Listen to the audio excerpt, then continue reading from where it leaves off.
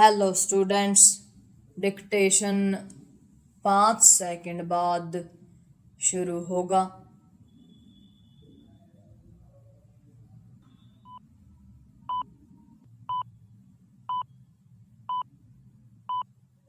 Start.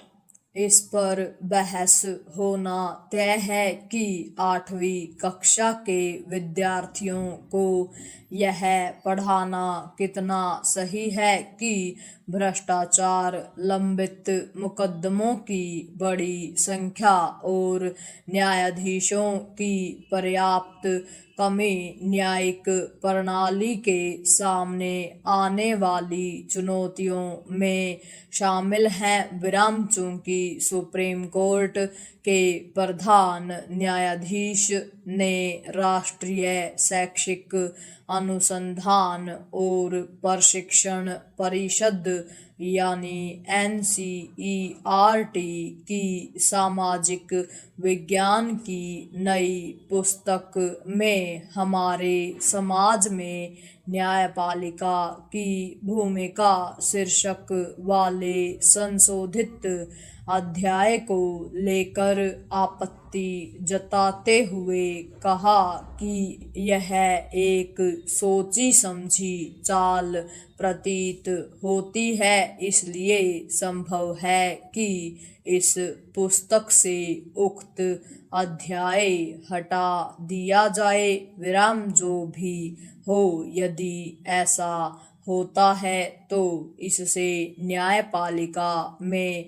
भ्रष्टाचार का प्रश्न ओझल होने वाला नहीं है। न्यायपालिका में भ्रष्टाचार के अनेक मामले सामने आ चुके हैं और उन पर व्यापक चर्चा भी होती रहती है। हाल में सबसे अधिक चर्चा हुई दिल्ली उच्च न्यायालय के न्यायाधीश रहे यशवंत वर्मा के भ्रष्टाचार की।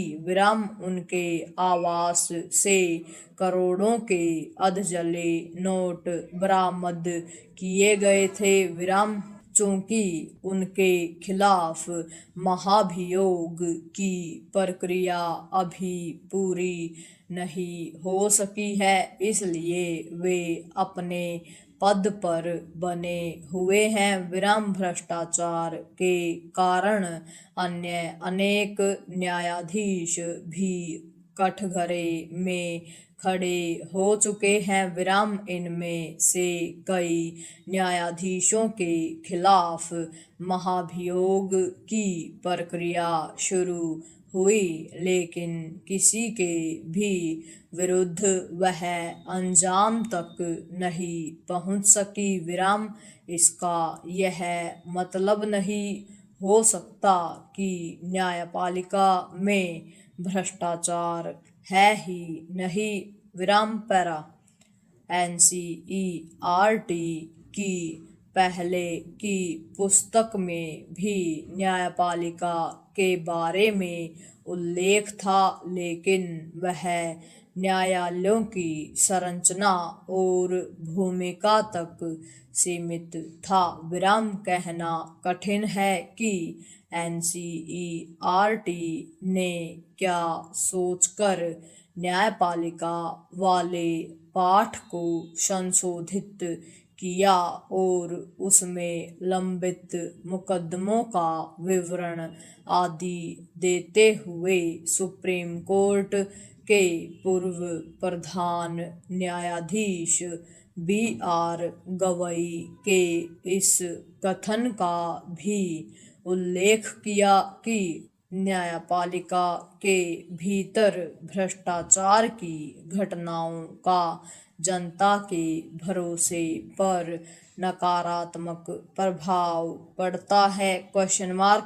हो सकता है कि उसकी ओर से इस पर कोई स्पष्टीकरण दिया जाए, लेकिन प्रश्न तो यह भी उठेगा कि क्या इस पुस्तक में कार्यपालिका और विधायिका में भी व्याप्त भ्रष्टाचार के बारे में भी इसी तरह विस्तार से बताया गया है। Question mark.